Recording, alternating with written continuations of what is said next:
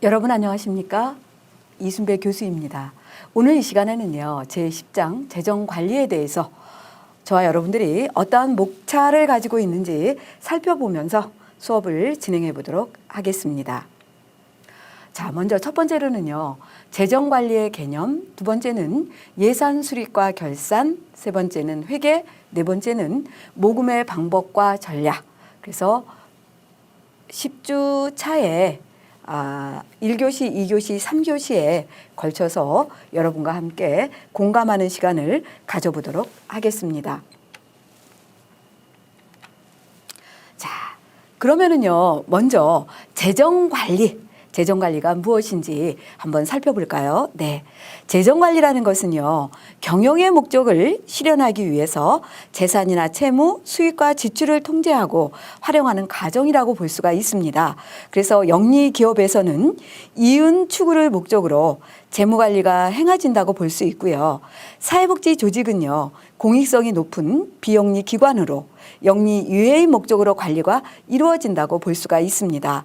그래서 사회복지법인의 재정관리를 위해서는요, 수익 차액 관리와 비영리성의 관계를 어떻게 하느냐가 중요한 포인트가 된다라는 것입니다.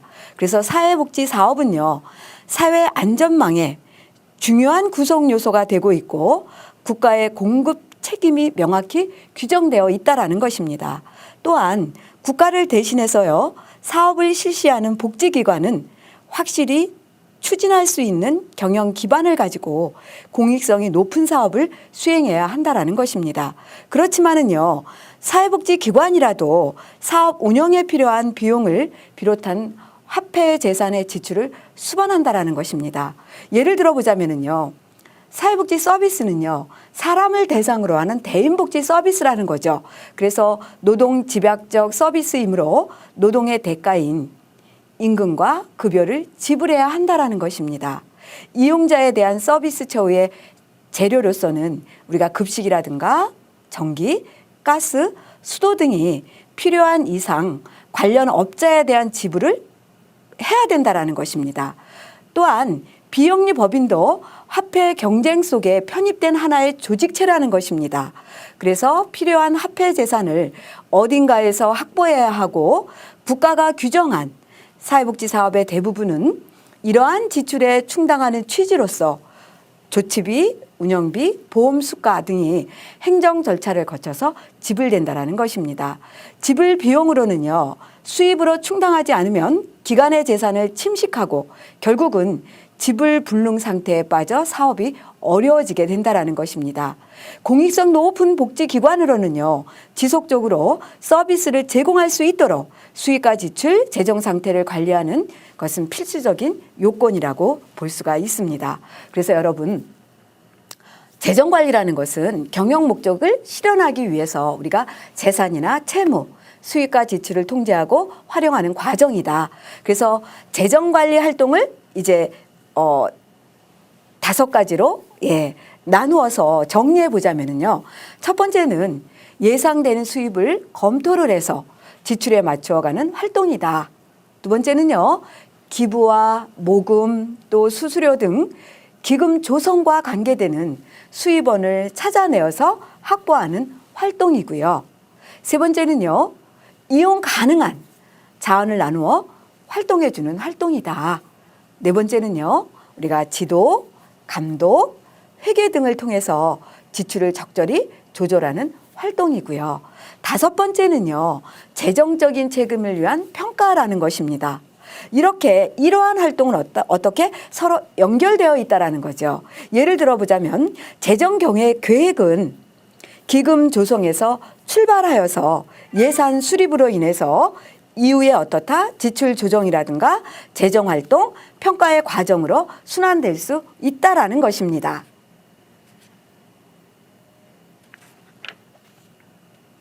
자, 다음은요, 제2절 예산 수립과 결산에서요,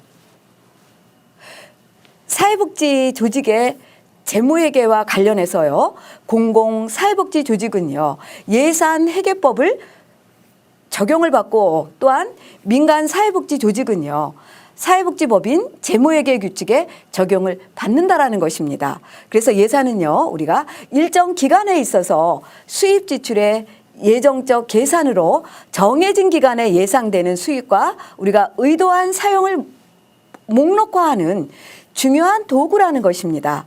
또한 우리가 조직의 목표를 금전적으로 표시하고 일정 기간 동안에 재정 활동의 감시 장치도 제공되어진다라는 것입니다. 예산의 성공과 실패는 조직 관리자의 관여에 달려 있고요. 모든 관리자는 그들의 조직 운영에 대한 목표를 가지고 있고요. 예산 체계는 이러한 목표를 공식화하고 이행하고 직원의 활동을 모니터하는 데 과정일 수 있다라는 것입니다. 이러한 것은요, 또한 모든 직원은 기관에 어떻다? 자원 개발에 협조해야 하고요. 예산에 대한 제한을 하고 또한 효과적이고 효율적인 재정적 집행을 유지하도록 도와야 한다라는 것입니다. 자, 그러면 예산의 기능에서요. 예산은요, 전통적으로 통제 기능이 강하게 나타났다라는 거죠. 최근에는 효율적 목표 달성과 미래 비전을 제시하는 계획을 제시하는 성격이 강조되면서 관리 기능과 기획 기능이 강조된다라는 것입니다. 그래서 우리가 통제라는 것은요, 계획된 목적에 예산을 사용하도록 개입하는 과정으로 계획된 목적 외에는 사용할 수 없도록 통제하는 기능을 가지고 있다는 것입니다. 또한 관리라고 보는 것은요, 효율적으로 목표 달성을 하는 과정으로서 집행 과정에서 최소한의 예산으로 신속하게 목표를 달성하는 기능을 가지고 있다는 것입니다. 기획이라는 것은요, 미래지향적인 목표 설정 과정으로서 우리가 장기적 계획이나 단기적 계획을 모두 포함하고 있고요. 이상과 같은 우리가 통제, 관리, 기획의 세 가지 기능을 중심으로 해서 예산 편성이라는 것은 1년간의 수익과 지출의 재정 계획뿐만 아니라 정치적 의사결정 과정과 조직 단위의 사업 책임 등 사업 관리와 기획 과정, 그리고 클라이언트와 직원, 지역사회 성원 등에 끼치는 영향력 등의 인간적인 과정, 그래서 미래를 변화시키는 과정을 수행한다고 볼 수가 있는 것입니다. 자, 그러면은요, 제2절 예산 수립과 결산에서 예산 수립 과정에 대해서 먼저 이제 첫 번째인 국가의 예산 수립에 대해서 한번 살펴보도록 하겠습니다.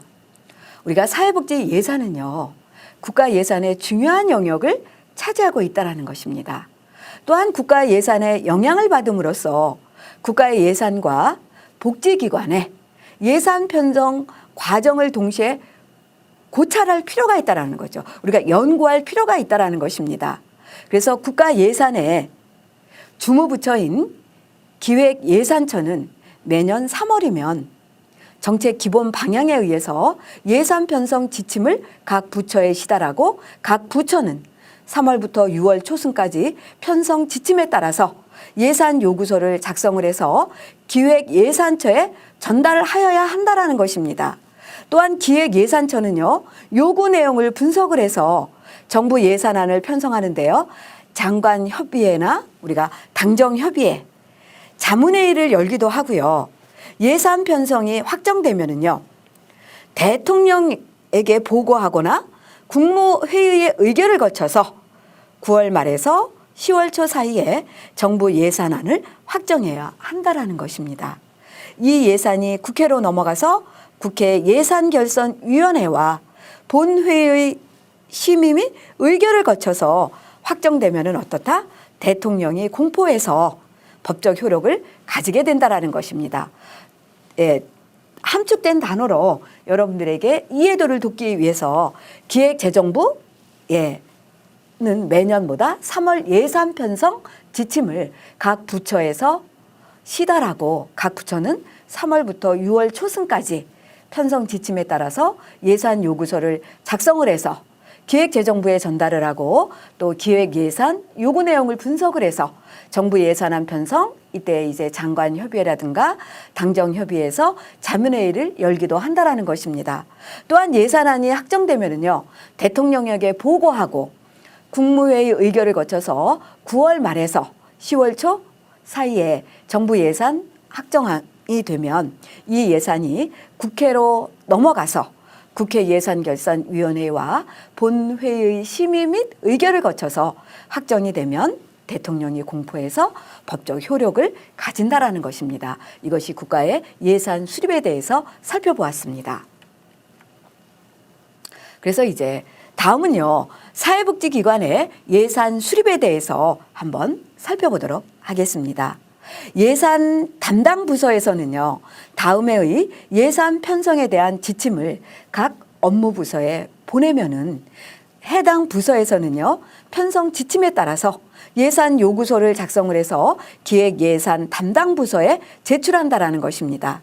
기획예산 담당 부서는요, 업무 부서의 장관 협의를 거쳐서 조정을 하고 또한 이제 자문위원과의 협의를 거쳐서 예산 협의를 실시한 후에 기관장 협의를 거쳐서 실무부서 예산안이 결정된다라는 것입니다.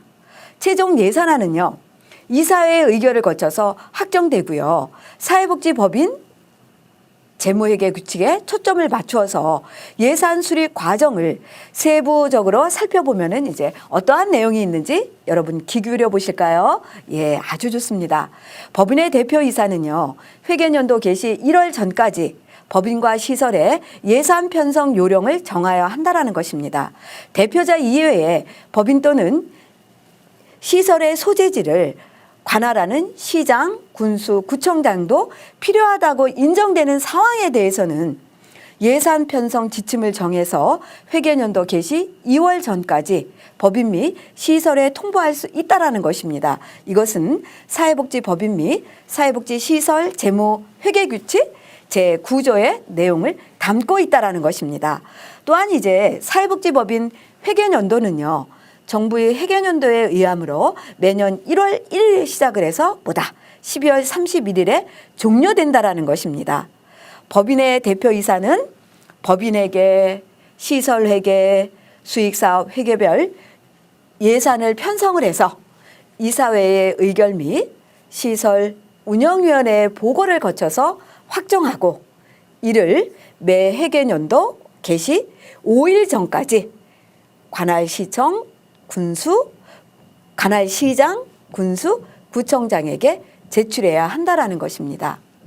예산을 제출받는 시장이라든가 군수, 구청장은요, 20일 이내에 법인과 시설의 회계별 세입, 세출 명세서를 시, 군, 구 게시판과 인터넷 홈페이지에 20일 이상 공고를 하고요. 또한 법인 대표이사는요, 법인과 시설의 게시판에 20일 이상 공고해야 한다라는 것입니다. 만일 회계연도 개시 전까지 법인 예산이 성립되지 않았을 경우에는요, 대표이사 및 시설의 장은 시장, 군수, 구청장에게 사유를 보고하고 예산이 적립할 때까지 임직원 보수와 법인 및 시설 운영의 필수 경비라든가 법령상 지급 의무가 있는 경비는 전년도 예산에 준하여 집행할 수 있다라는 것입니다. 또한 대표이사는요, 예산 성립 후에 생긴 사유로 인해서 이미 성립된 예산을 변경할 필요가 있을 경우에는요, 예산 편성 절차에 따라서 추가 경정 예산을 편성 확정할 수 있다라는 것입니다. 이것은 사회복지법인 및 사회복지시설 재무회계규칙 제12에서 13조의 내용을 담고 있다라는 것입니다. 그래서 이제 사회복지법인 및 사회복지시설 예산 편경 절차는 표 10-1과 같다라는 것입니다. 그래서 여러분 표 10-1에 사회복지법인 및 사회복지시설 예산 편견 절차를 한번 살펴보자면은요, 주요 내용에는요, 시군구에서 법인 또는 시설에 특히 필요하다고 인정하는 상황에 관해서 예산 편성, 지침 통보가 가능하다라는 것입니다. 이것의 주체는요, 법인 또는 시설, 소재지 관할, 시장, 군수, 구청장이고 일정은요, 회계연도 개시 2개월 전까지라는 것입니다. 또한 법인은요, 법인과 법인 산하 시설의 예산 편성 지침을 결정하게 되면 주체는 법인 대표 이사고 일정은 회계연도 개시 1개월 전까지고요. 회계별 예산은요, 우리가 법인 회계, 시설 회계, 수입 사업 회계로 편성한다라는 것입니다. 주체는요, 법인 대표이사 및 시설의 장이고요. 일정은 회계연도 개시 전까지라는 것입니다. 우리가 시설 회계 예산안에 대한 시설 운영위원회를 보고하고요. 법인이 설치 운영하는 시설의 경우에도 시설 회계는 법인 이사의 의결 전 시설 운영위원회 보고가 필요하다라는 것입니다. 또한 법인 회계 및 수익사업 회계에 대해서는 불필요하다라는 거죠. 주체는 시설의 장이고 일정은 예산안 편성 완료 시까지라는 것입니다. 또한 법인의 회계별 예산은 법인 회계, 시설 회계, 수익 사업 회계안에 대한 이사회 의결을 하고 예산안을 확정한다라는 것입니다. 또한 법인이 설치 운영하는 시설의 시설 회계도 포함되어지고요. 법인이 아닌 경우에도 시설 운영의 보고로 예산안이 확정된다라는 것입니다. 주체는 뭐예요? 법인 이사회라는 것입니다. 일정은요, 예산안 편성 완료 시까지고요. 확정된 예산안을 시장, 군수, 구청장에게 제출을 해서 법인은 법인의 회계별 예산, 법인회계, 시설회계, 수익사업 회계를 법인 소재지를 관할하는 시장, 군수, 구청장에게 제출하고 시설의 장, 법인이 운영하는 시설도 포함하고 해당 시설의 시설 회계를 시설 소재지 관할 시장, 군수, 구청장에게 제출한다라는 것입니다. 주체는 법인 대표이사 및 시설의 장이고 일정은 회계연도 개시 5일 전까지라는 것입니다. 법인과 시설의 회계별 세입세출 명세서를 시군구 법인 시설의 게시판과 인터넷 홈페이지에 며칠 20일 이상 공고해야 된다라는 것입니다. 사회복지사업법 제6조의 2, 제2항에 따른 정보 시스템에 게재하거나 영유아보호법 제49조의 2, 제2항에 따른 공시로 가능하다라는 것입니다. 주체는 시장, 군수, 구청장, 법인 대표이사, 시설의 장이고 일정은 예산안 제출 20일 이내라는 것입니다. 자, 다음은요. 제2절 예산 수립과 결산에서 예산안의 내용에 대해서 한번 살펴보도록 하겠습니다. 예산안은요, 조직의 목적을 실현하기 위해서 필요한 경비를 경상에 내어 작성할 계획이며 그리고 작성된 예산안을 보고 외부에서 조직 혹은 프로그램에 대하여 자원할당의 근거를 평가하게 된다라는 것입니다. 그래서 예산안에는요, 기본적으로 프로그램의 목적에 대한 개괄적인 설명과 서비스에 대한 정의, 욕구 인구와 서비스 활용 수준에 관한 추정치 또는 프로그램에 드는 비용과 그에 따른 자금 등으로 구성된다라는 것입니다. 기관이나 프로그램이 하나 이상의 자원 제공체를 가지고 있다면은 각각의 자원 제공 기관들에 의해서 각각 다른 예산안 형식들이 요구될 것이라는 거죠. 그래서 또한 개별 자원 제공 기관들이 요구하는 예산안 형식에는요, 그들 기관들이 중요시 여기는 가치나 이념들이 내포되어 있기 때문에 다양한 예산 양식들에 대한 폭넓은 이해가 필요하다라는 것입니다. 그래서 여러분, 예산안은 조직의 목적을 실현하기 위해서 필요한 경비를 계산해내어 작성한 계획이다. 그래서 사회복지 조직의 예산은 수입과 지출로 구성된다라는 것입니다. 그래서 수입에는 크게 정부 보조금과 지방자치단체 보조금과 기업체 지원금 등의 보조금, 법인 지원금의 법인 부담금, 프로그램 수익금과 사업 후원금 및 결혼 후원금 등이 수입으로 본다라는 것입니다. 그래서 어떻다? 현실적으로 사회복지사가 접근할 수 있는 예산 확보의 방법은 보조금과 법인 지원금이 확보되지만 보다 적극적으로 능력을 발휘할 수 있는 방법은 기업체 지원금이나 프로그램 수익금, 사업 후원금이 될 수 있다라는 것입니다. 그래서 우리는 또 예산은 수익과 지출을 동시에 검토해 가면서 균형 예산이 될 수 있도록 조정해 가야 되는데요. 사회복지사가 고려할 수 있는 지출 항목은 다음과 같다라는 것입니다. 그래서 인건비라든가 사무비, 장비비, 사업비 등이 된다라는 것입니다. 우리가 인건비라는 것은요, 상근 직원 외에 초청 강사라든가 자원봉사자들을 단순히 인력의 활용에 따른 비용으로 본다면은요, 이것은 인건비를 책정할 수 있지만은요, 반대로 프로그램 운영 과정에 투입되는 자원의 일부로 규정하면 사업비로 책정할 수도 있다라는 것입니다.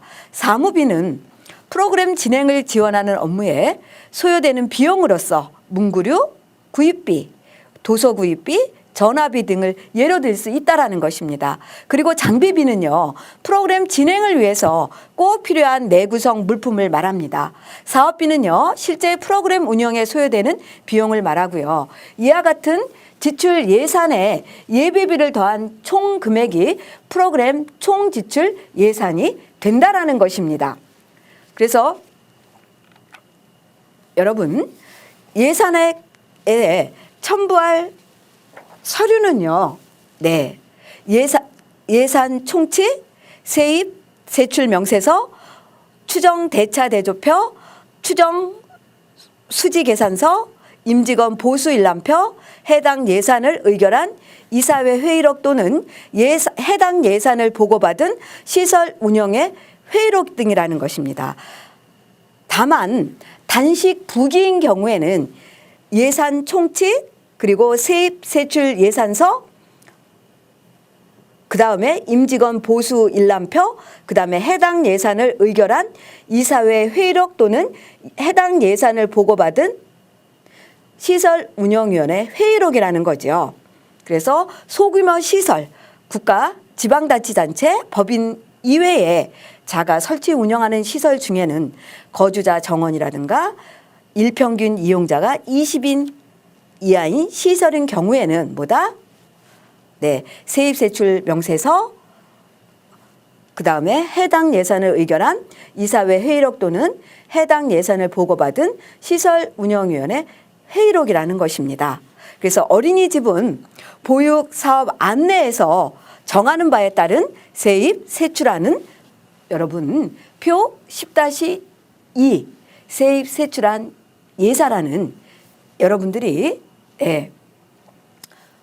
이월금, 사업수익금, 보조금, 후원금, 전입금, 잡수입, 인건비, 운영비, 업무추진비, 재산조정비, 사업비, 잡지질, 예비비 이러한 것들 여러분들이 도표를 참조해 주시면 되겠습니다.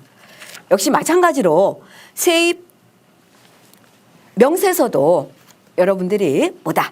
관항목으로 되어 있다라는 것입니다. 그래서 관항은 바꿀 수가 없습니다. 그리고 바꿀 경우는 어떻다? 시장 군수 구청장에게 결재를 득한 다음에 바꿀 수 있다라는 것입니다. 그래서 여러분들이 세입 명세서를 참조해 주시면 되겠습니다. 네, 여러분들이 세출 명세서 사업비에서 관항 사업비, 그래서 교육사업비, 인식개선비, 인식개선사업비로 구분할 수 있다라는 것입니다. 참조해 주시고요.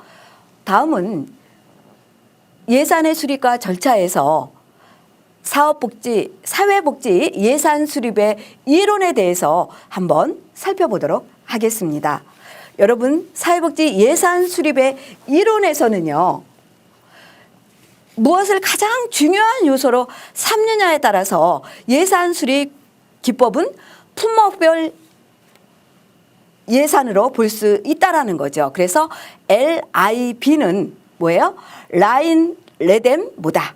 버젯 이렇게 해야죠. 그 다음에 이제 성과주의 예산이라는 것은 뭐다? PB, 퍼포먼스 버젯. 그다음에 이제 우리가 계획 예산이라는 거 하는 것은요. PPB. 그래서 플레잉, 프로그래밍, 버제팅. 그다음에 영기준 예산이라는 것은 JBB는 제로 베이시드 버겟. 네. 이렇게 구분돼서 두 가지 이상이 결합되어서 네, 적용되는 경우가 많다라는 것입니다. 그러면은 이제 살펴보자면은요. LIB. 네. 이것은 품목별 예산이다. 그래서 구입하고자 하는 물품, 서비스별로 편성하는 예산, 투입 중심 예산이라는 것입니다. 특징을 살펴보자면은요. 전년도 예산이 주요 근거가 되고 회계 계정별로 구입 품목별로 편성하고 통제적 기능이 강하고 회계자에 유리한 예산이고 장점은 지출 근거를 명확히 하므로 예산 통제에 효과적이고 회계에 용이하다라는 것입니다. 단점으로는요. 예산의 신축성을 저해할 우려가 있고 예산 증대에 정당성 부여에 근거가 희박하고 결과나 목표 달성에 대한 고려가 부족하고 사업 내용 알기 어려움에 있고 효율성을 무시한다라는 단점을 가지고 있다라는 것입니다. 여러분 1교시 수고 많으셨습니다.